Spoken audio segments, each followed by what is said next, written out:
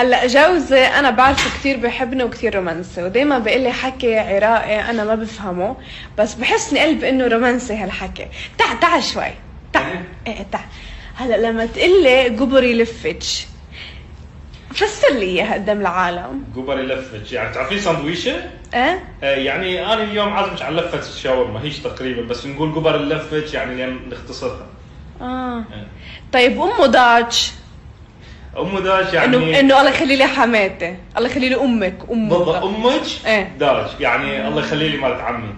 رومانسي تقبر قلبي. احنا عندنا هواي رومانسيه. في هيدي كمان اللي بتقول لي اياها ثول. ثول هاي لما مثلا انت تكونين طبخه هوايه انا احبها، بقول لك ثول يعني عاشتي لي.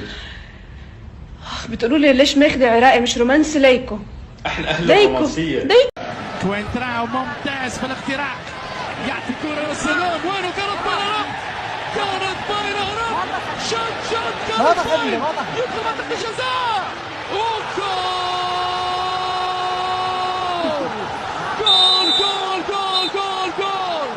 كل الدلال، كل الجمال، كل الدلال، كل الجمال بنسمات كرة الأبطال. كارث بايل.